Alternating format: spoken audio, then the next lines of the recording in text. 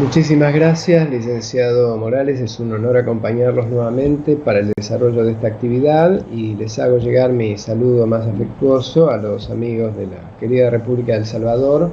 para tratar este tema y debatir, en cuanto consideren oportuno y necesario, todo lo que se refiere a, desde mi perspectiva, el funcionamiento de las unidades judiciales y lo que se puede hacer para tratar de mejorarlas, tanto a través de la capacitación como también mediante el diseño de nuevos modelos.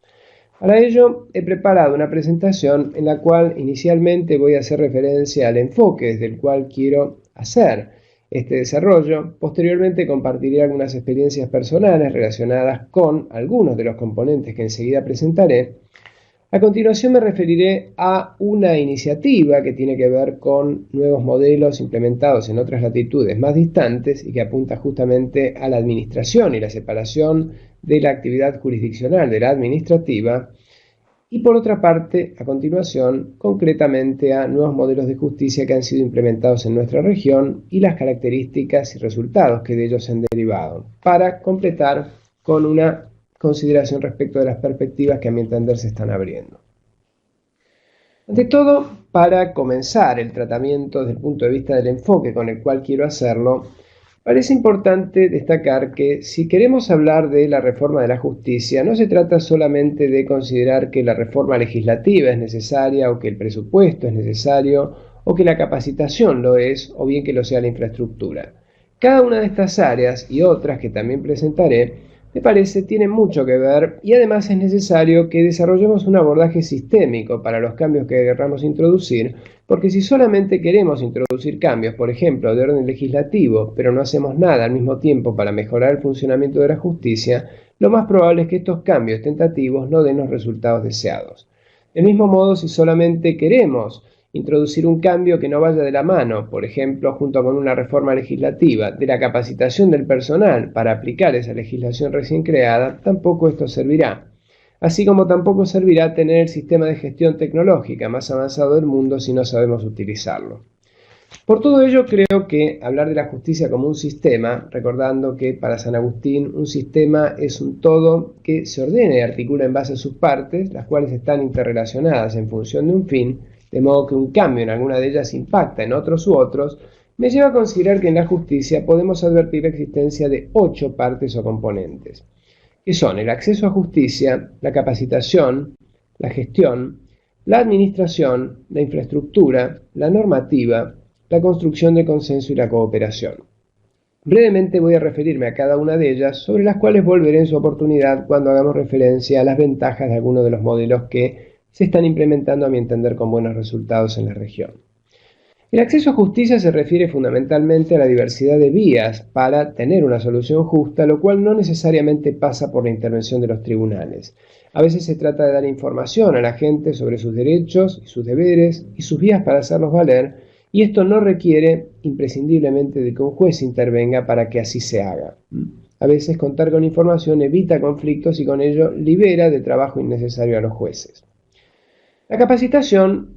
para mí es un componente esencial, un vaso comunicante en cualquier reforma de la justicia, porque cualquier cambio que queramos introducir solo sirve si los agentes de la justicia, que son lo más importante que la organización tiene, se encuentran en condiciones de utilizar las herramientas de cambio. Así como la educación es el vehículo fundamental para el desarrollo de un pueblo, creo que la capacitación es esencial si queremos que la justicia funcione mejor. Por otra parte, la gestión,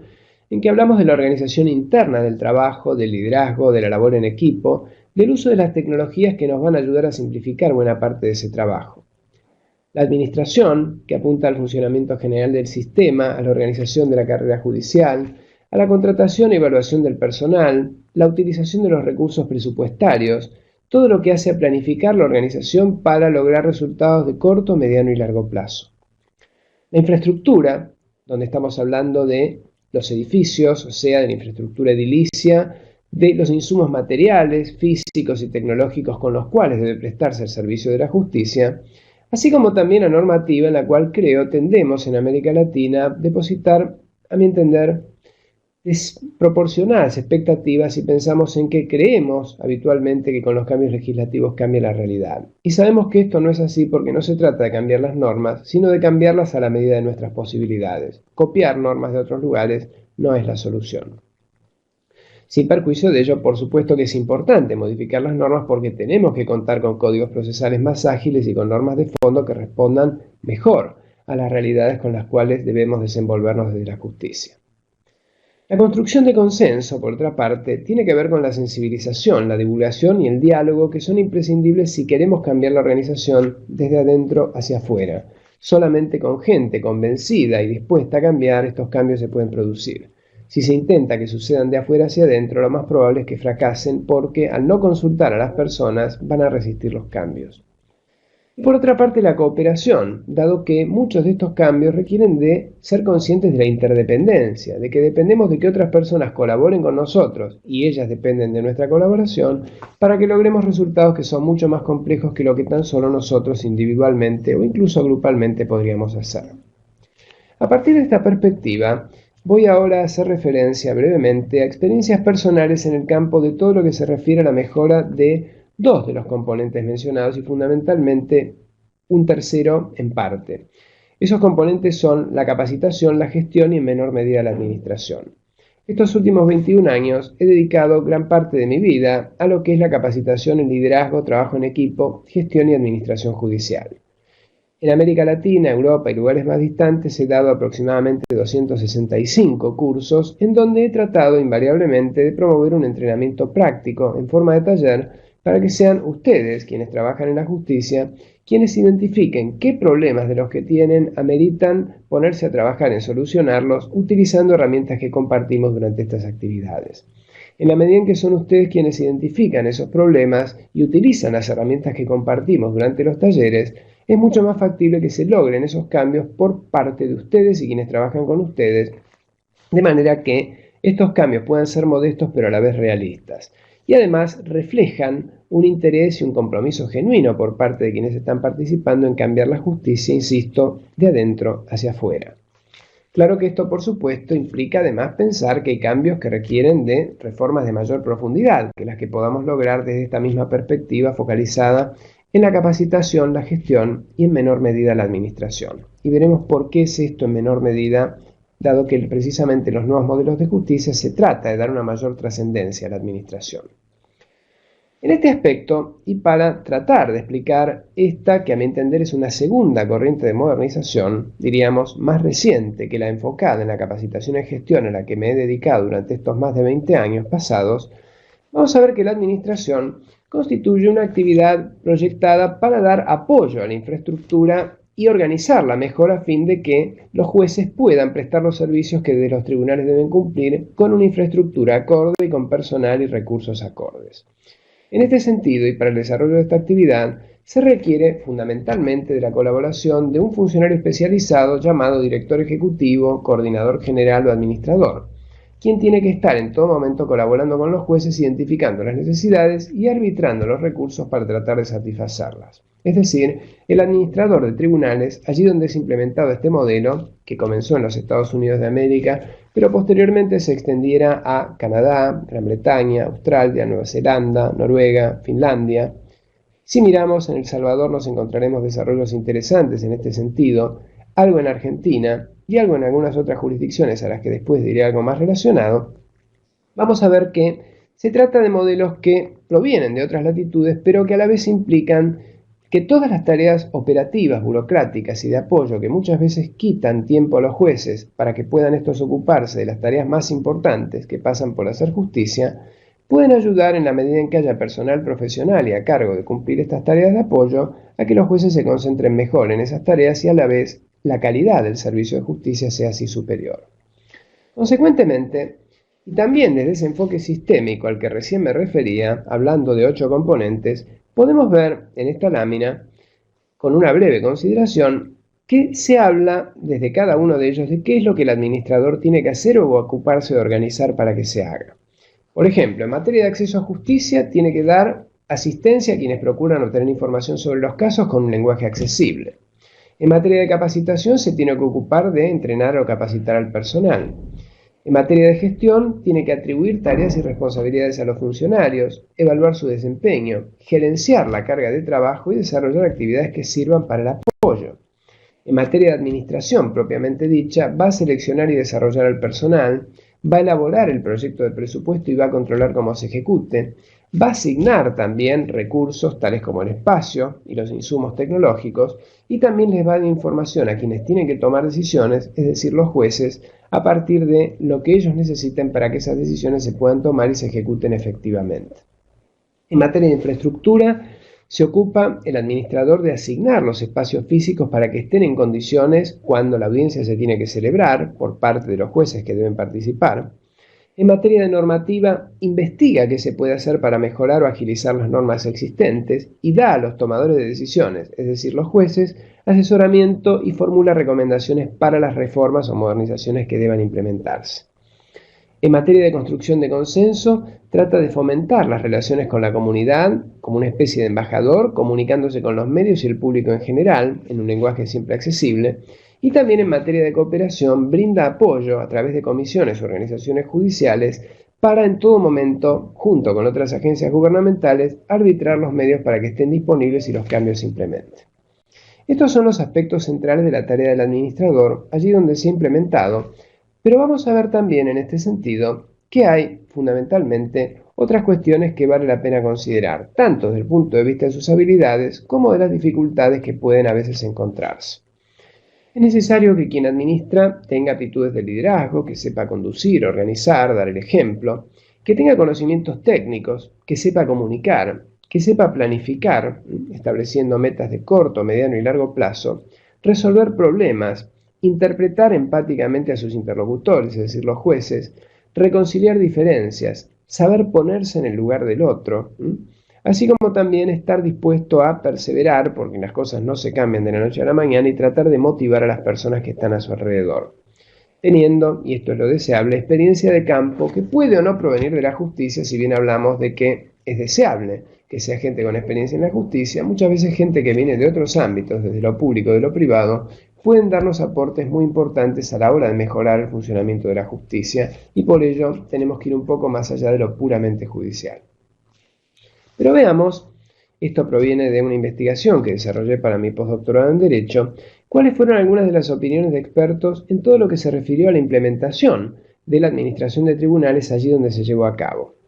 Considerando a este respecto que es muy poca la gente en el mundo que se dedica a este tema, aproximadamente 40 personas, de las cuales yo entrevisté a 29 para mi investigación, y voy a tratar ahora de extractar brevemente algunas de las consideraciones que me fueran vertidas entonces. Se hizo referencia, por ejemplo, a la resistencia de los jueces debido a la naturaleza conservadora de la institución judicial. No gusta que venga alguien que no es abogado, porque el administrador no necesita ser abogado, a decirle a los jueces cómo organizar la tarea. No cómo resolver, esto es una cuestión de ellos, pero sí cómo organizarse, cómo distribuir la carga de trabajo, cómo trabajar con el personal, la infraestructura y demás. También hay una resistencia innata para cambiar por parte de algunos jueces que sostienen que a veces se amenaza la independencia judicial si viene alguien desde afuera y nos dice cómo organizar mejor, por ejemplo, nuestro espacio, dividir las tareas. Y esto parecería implicar una confusión porque la independencia judicial tiene que ver con cómo se resuelve el conflicto, no con cómo se tramita, siendo que la gestión y la administración tienen mucho más que ver con el trámite. Algunos jueces han manifestado en este sentido, también con su reticencia a aceptar los cambios, que algunos administradores están intentando asumir la conducción de los tribunales, lo cual una vez nos muestra que hay una resistencia al cambio cultural que apareja que existen otros perfiles profesionales además del de los abogados. O como expresara uno de los expertos consultados, los jueces son criaturas extrañas, muy modestas sobre sus capacidades legales, pero muy exageradas en cuanto a sus habilidades de gestión. Es decir, siendo que por el contrario los jueces y los abogados sabemos más de derecho y de justicia, somos conscientes de que tenemos que mejorar en estos cambios, pero en lo que se refiere a la gestión parecería que no estamos tan abiertos a la posibilidad de que nos asesoren. Y debería ser al revés porque justamente nos hemos preparado respecto del derecho y la justicia, pero no de la gestión. Nadie nos dio esa formación en la facultad ni en los posgrados hasta hace relativamente poco tiempo. También se ha criticado que las reformas de gestión tienden a reducir la autonomía de los jueces y otros funcionarios judiciales, dado que, por ejemplo, no va a tener el juez el control de la propia agenda a los efectos de decir cuándo tiene que celebrarse la audiencia. El administrador, según la disponibilidad del espacio físico, le va a decir cuándo la audiencia se hará. En cambio, Muchos jueces se han congratulado y se han sentido bien cuando las reformas iniciadas por los administradores de corte fueron realizadas con su participación. Es decir, en la medida en que se los consultó, la reacción fue otra. También se advierte que tiene que haber, generalmente, entre quien es presidente de un tribunal, sea una Corte Suprema, sea una Corte de Apelaciones, y el administrador, una relación de equipo ejecutivo en que el administrador brilla desde las sombras, se podría decir, porque le da información al juez para que éste tome decisiones. Pero tiene también que trabajar en interacción con los otros jueces, de manera que su tarea sea satisfactoria para todos ellos. Es en claro, en este sentido, algo que hay que destacar, que cada uno de estos actores tiene distintas habilidades y se deben complementar. El administrador debe estar dispuesto a escuchar empáticamente e interpretar lo que le dice el presidente del tribunal para tratar de que esas directivas puedan ser llevadas a la práctica con mayor especificidad y detalle. Por otra parte, en este sentido, pensemos ahora en algunas de las cuestiones que a nivel de anécdotas me fueran compartidas por algunos de estos expertos y que nos muestran hasta qué punto hay resistencia frente a estos cambios. A un administrador amigo, por ejemplo, no lo invitaron a participar en reuniones de jueces pese a que se trataban temas administrativos en ellas, lo cual quería decir que estos jueces que no lo invitaban estaban un tanto reticentes a admitir su participación. Incluso a otro administrador, un juez le dijo: "Yo soy juez y usted no", como diciéndole que no podía opinar de determinadas cuestiones, lo cual termina siendo claramente algo lamentable y humillante, porque de lo que se trata es de que el administrador colabore con el juez, no de que sea juez. En otras oportunidades se han escuchado frases como esta que podemos leer a continuación, por parte de algunos jueces que no participaron de actividades de capacitación. "Con todos los casos que debo resolver, no tengo tiempo para eso". La reflexión allí debería ser la contraria. Con todos los casos que tengo para resolver, no puedo permitirme no tener el tiempo para esto, porque soy consciente de que es un problema y necesito herramientas para solucionarlo. En un estado de los Estados Unidos, en una oportunidad, el presidente de la Corte Suprema convocó a una reunión de la conferencia judicial de todos los jueces de aquel estado. Y les preguntó a todos ellos, eran aproximadamente 80 personas, cuántos de ellos consideraban que los temas de gestión eran importantes. De los 80 levantados, aproximadamente todos, casi todos, 75 o más, levantaron la mano. A continuación le preguntó, dentro de todos ellos, cuántos habían participado de alguna actividad de capacitación sobre estos temas. Solamente 5 levantaron la mano, es decir, consideraban que era algo importante, pero no se habían capacitado para saber qué hacer. En otro caso, de una persona amiga que se desempeñaba como administradora, le sucedió una experiencia muy interesante desde su vida profesional en que, a partir de la decisión del presidente de un tribunal que estaba trabajando con una administradora con anterioridad y decidió prescindir de sus servicios, decidió despedirla, decidió contratar posteriormente a mi amiga, quien, como consecuencia de saber que este juez tenía determinadas exigencias respecto de cómo quería que ella desempeñara el cargo y había decidido despedir a su antecesora, preparó un plan de acción en el cual, entre otras cosas, constaba que tendrían una reunión a la mañana, al inicio de la semana, para poder planificarla. Al final de cada día le enviaría un mensaje de correo electrónico informándole las tareas desarrolladas. Al final de la semana tendrían otra reunión y también, para algunas cuestiones más específicas y más urticantes, podrían llegar a tener más encuentros y más comunicaciones electrónicas.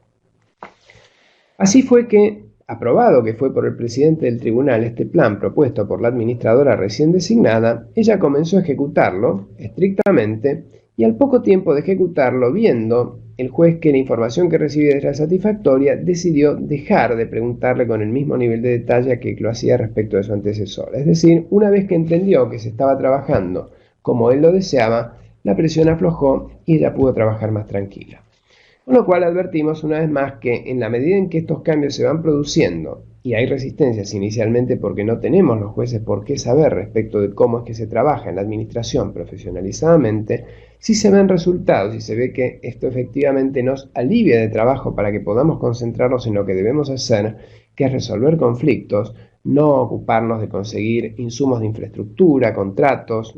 o la propia agenda, estaremos en condiciones de ocuparnos de tareas más pertinentes a la esencia de lo que hacemos, que tiene que ver con la resolución de los conflictos. A continuación, voy a hacer referencia a algunos nuevos modelos que se han implementado en América Latina siguiendo esta concepción de la administración de tribunales y caracterizados que son por la división de las actividades jurisdiccionales y administrativas o, como veremos, de las actividades de investigación y administrativas. En este punto voy a comenzar por un modelo particular que fuera, con el advenimiento del nuevo milenio, la implementación del nuevo proceso penal en Chile. Se decidió entonces, con la creación del nuevo Código Procesal Penal, una lisa y llana separación de las actividades judiciales, o sea, todas las que tienen que ver con la valoración de la prueba y la decisión, y las actividades administrativas o de apoyo. Se crearon nuevos tribunales, fiscalías y servicios de defensoría, y se instituyó la figura del administrador como un profesional dedicado a cumplir con tareas administrativas para facilitar que los jueces estuvieran presentes en las audiencias sin distracciones burocráticas como las que anteriormente tenían. Se llevó a cabo también la grabación digitalizada, inicialmente analógica pero después digitalizada de las audiencias. Se dio mayor transparencia al funcionamiento del sistema y hubo un compromiso institucional firme acompañado por una actualización permanente de los sistemas de gestión y una evaluación periódica que hicieron posible cambiar, yo diría, radical y profundamente todo lo que fue el funcionamiento de la justicia penal desde entonces. Chile fue el pionero en este sentido a partir del año 2000. Esta iniciativa, tomada de Chile, fue considerada en la órbita no ya penal, como acabo de decir, sino civil, comercial y de minería, en la provincia de Mendoza, cuando el presidente de la Suprema Corte de Justicia de la provincia de Mendoza, que es una provincia cercana a Chile, viajó a Chile, tomó contacto con el modelo de la reforma procesal penal y decidió adaptarlo para el cambio en la justicia civil, comercial y de minería. Así entonces, decidió implementar un nuevo modelo con la actuación de un administrador que se ocuparía de tareas administrativas, con la finalidad de liberar a los jueces de tareas administrativas y funcionales, facilitando su desempeño judicial asistidos por sus colaboradores jurídicos y acelerando el tiempo de tramitación y la disposición de los casos. Así entonces se trabajó de la siguiente manera. Se tomó a 4 juzgados tradicionales, es decir, a los 4 jueces y al personal de cada uno de estos juzgados, cada uno de los cuales tenía 12 personas, de manera que las 48 personas de los 4 juzgados trabajaran indistintamente respecto de los 4 jueces, bajo esta vez la dependencia o la supervisión de un administrador de gestión que dependería de la jurisdicción de la Suprema Corte de Justicia. Separando las actividades jurisdiccionales y las administrativas, los jueces empezaron a trabajar con todo este personal. Posteriormente se agregó un 5º juez, pero no 12 personas más. Posteriormente un 6º y finalmente, hace algo más de 2 años, un 7º juez para que ese personal de 4 juzgados prestara servicios prácticamente respecto del doble, de 7 jueces. Esto, entre otras cosas, facilitó una agilización muy grande de los tiempos, incluso una duplicación de la tasa de resolución en el funcionamiento de este modelo llamado de gestión judicial asociada, que fue el primero en América Latina en materia civil, comercial y, como les decía, de minería. Así entonces, si advertimos entre los impactos positivos que pasó, aproximadamente más del 60% de los abogados encuestados consideraron que el modelo era positivo. Incluso el funcionamiento de este modelo, es decir, sus resultados, más de un 70% de los abogados que interactuaban con ellos lo consideró valioso. Los profesionales más jóvenes estuvieron más predispuestos a aceptar este tipo de cambios, dada su mayor vinculación con la tecnología. Sin perjuicio de ello, aproximadamente un 50% de los abogados litigantes manifestó su preferencia por seguir trabajando con los tribunales tradicionales. Claro, tenían una relación con los jueces y los secretarios, el personal, que se perdía en estos modelos en los cuales todo era mucho más despersonalizado y distante. Sin perjuicio de ello, un 52% de los profesionales se manifestó favorable a la replicación, es decir, a que este modelo se utilizara nuevamente. Y, este es el dato más impresionante, un 83% de los profesionales, incluso los que criticaban el cambio de modelo, manifestó que la calidad jurídica de las decisiones judiciales era superior en los tribunales de gestión judicial asociada que en los tribunales tradicionales. Algunos funcionarios del tribunal se quejaron de que había habido poca difusión respecto al funcionamiento y de qué era lo que concretamente tenía que saber el administrador. Y además, por parte de los usuarios externos, es decir, personal o la gente en general y no los abogados, se manifestó que los tiempos de atención eran mejores, las instalaciones y el trato recibido por parte de quienes prestaban los servicios, todo lo cual hizo que el modelo fuera valorado como positivo y haya continuado la implementación al punto que tengamos en este mismo sentido una evaluación más que positiva de todos los aspectos considerados en todo lo que se refiere a los servicios y a las perspectivas. Posteriormente se implementaron otros juzgados, en donde se llevó a cabo también con 4 o más juzgados la fusión del personal, y hoy solamente quedan 2 juzgados tradicionales en donde se está cumpliendo este tipo de tarea con el modelo tradicional. Por otra parte, advertimos que otro modelo interesante en este sentido ha sido el que lleva a la separación entre las actividades de investigación y las administrativas, en donde el Ministerio Público Fiscal de la Ciudad Autónoma de Buenos Aires, no ya insisto un juzgado sino una fiscalía, inicialmente llevó a cabo la creación de servicios comunes como unidades de orientación y denuncia, oficinas de tratamiento de víctimas y testigos, recepción central de quejas, control y suspensión del proceso y policía judicial o organismo de investigación judicial. Todo para, posteriormente, llevar a cabo el establecimiento de un modelo en el cual se diferenciaran las tareas de investigación de las administrativas con una unidad de intervención temprana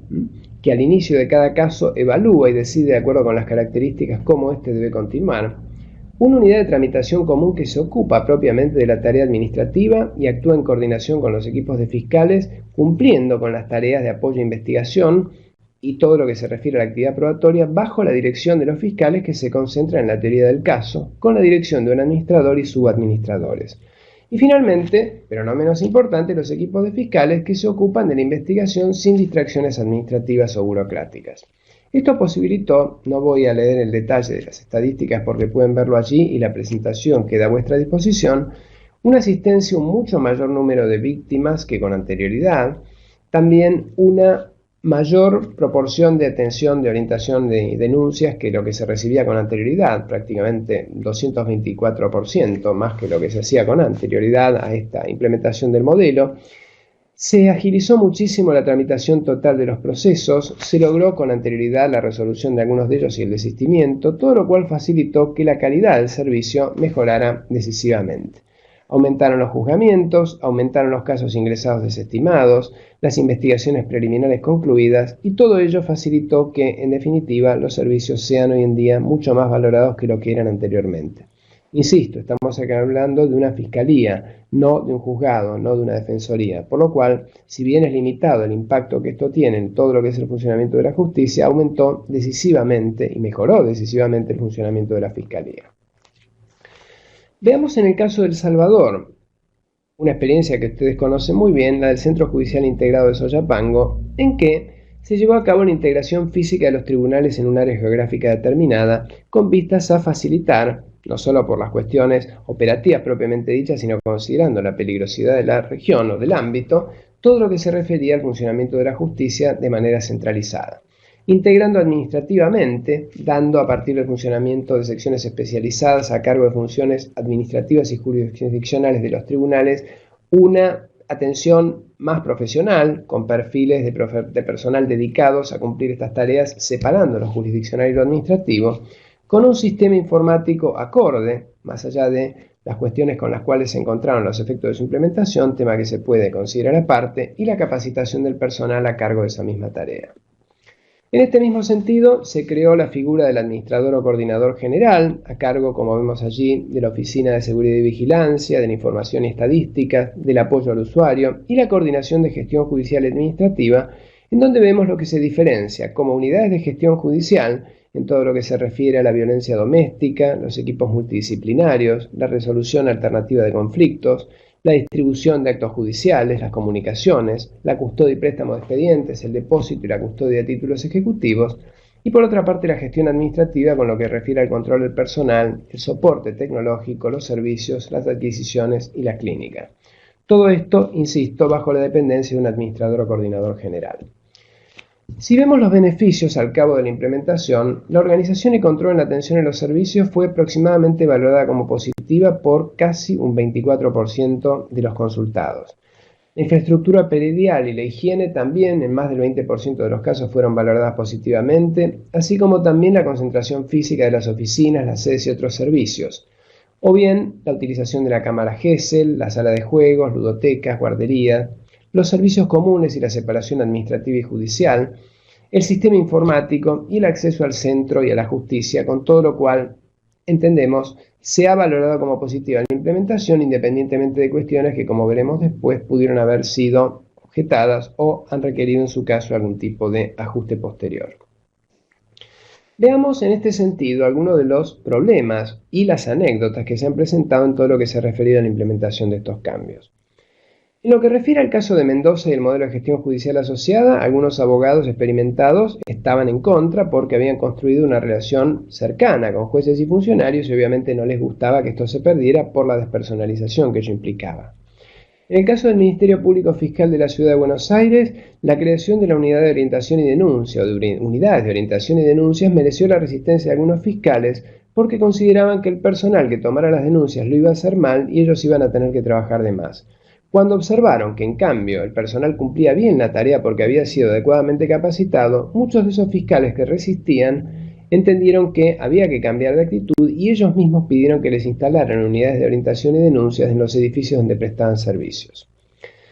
La creación de unidades de tramitación común, también en el Ministerio Público Fiscal, esto significó que algunos fiscales que estaban acostumbrados, por ejemplo, a recibir correspondencias de casamientos o liquidaciones de tarjetas de crédito en sus unidades fiscales, cosa que no tiene nada que ver con la tarea que debieran hacer, perdieran los fiscales el control directo del personal que se ocupaba de recibir esa correspondencia, porque hubo una instrucción en el sentido de que esto no podía suceder por parte del fiscal general. Se implementaron cambios, pasó a desempeñarse un administrador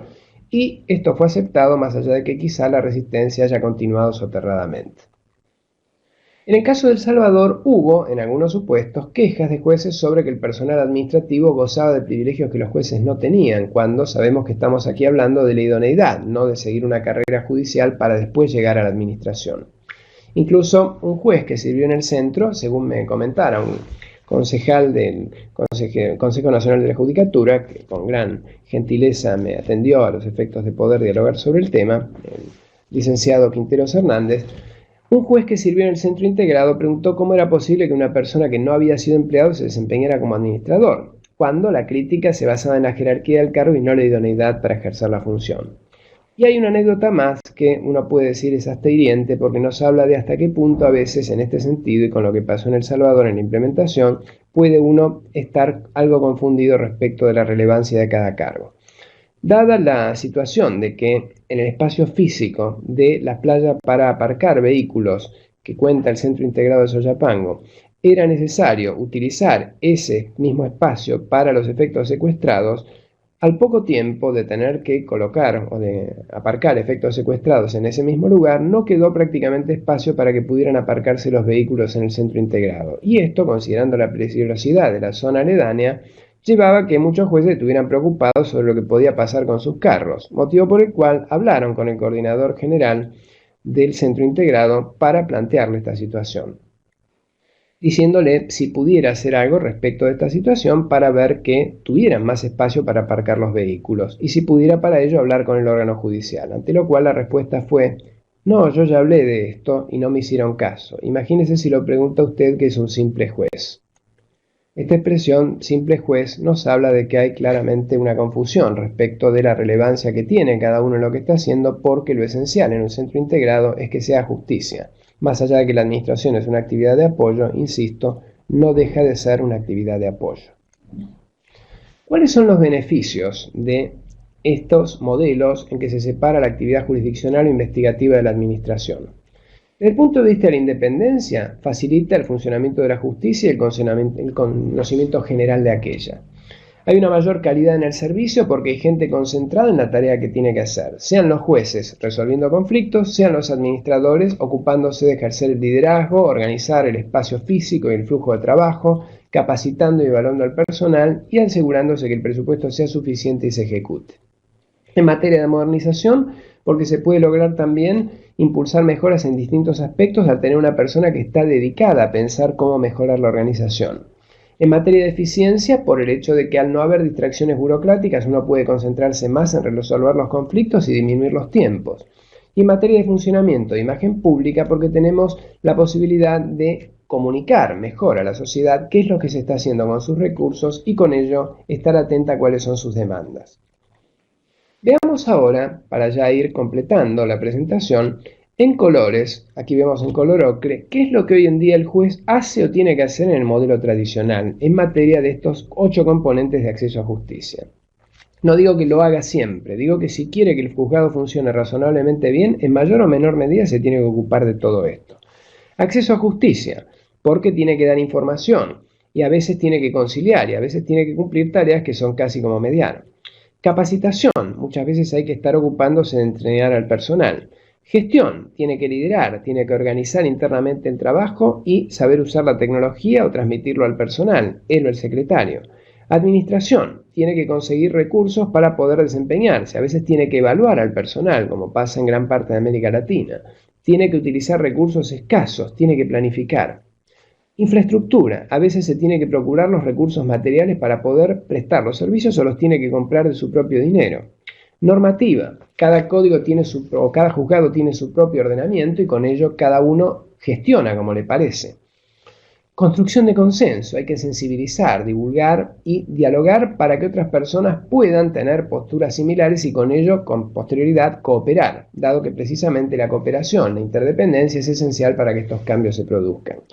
Pensemos en esto que acabamos de ver y pensemos en cuánto de todo esto que acabamos de hablar nos queda para hacer justicia como una tarea relevante del juez. Todo esto de lo que acabamos de hablar tiene poco o muy poco que ver directamente con hacer justicia y sin embargo, hacerlo los jueces les quita tiempo para lo esencial que es nuevamente hacer justicia. Pensemos cuánto tiempo lleva esto. Veamos ahora en la lámina siguiente, en otro color, si hubiera un administrador o allí donde hay un administrador, cuánto de todo esto que aquí ven le corresponde al juez y cuánto al administrador. Todo lo que está en color naranja pasaría a ejercerlo, pasa a ejercerlo el administrador, mientras lo que está en color ocre sigue siendo competencia del juez. Lo cual facilita naturalmente que el juez pueda concentrarse mucho más efectiva y eficientemente en la tarea de hacer justicia a la cual debe estar abocado, que es la razón de ser por la cual ha sido designado.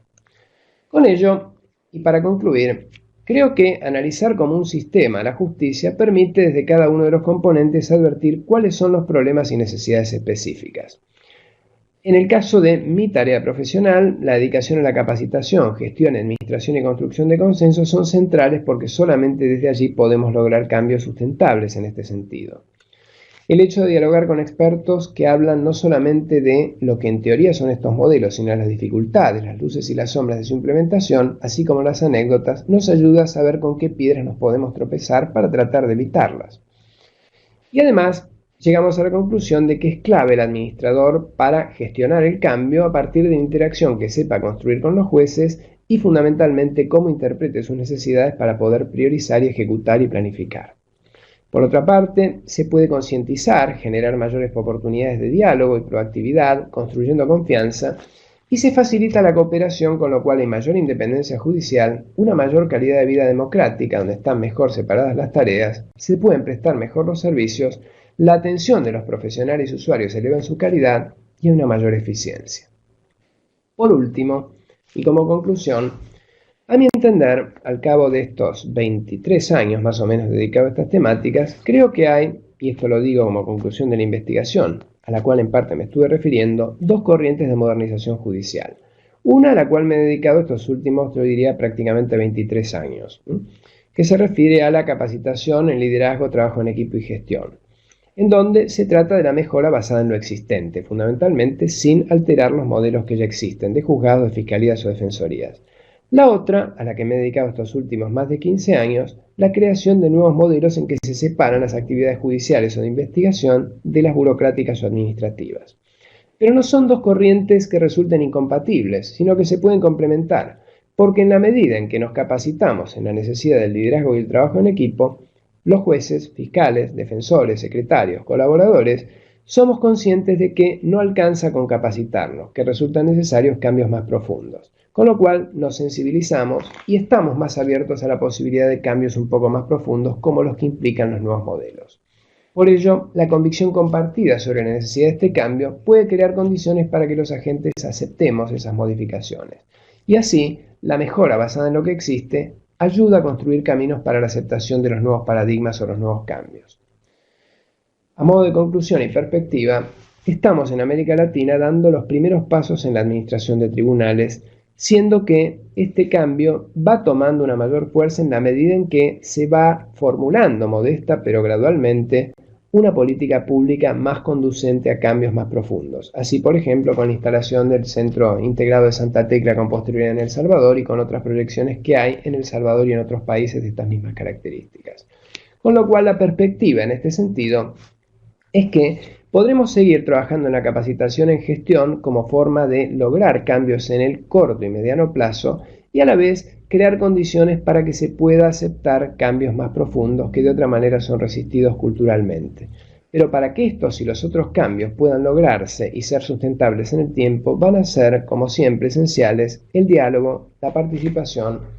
el respeto por la cultura y la cooperación. Solo así, participando, todos y todas, estaremos en condiciones de dar a nuestros pueblos una justicia cada vez mejor. Muchas gracias.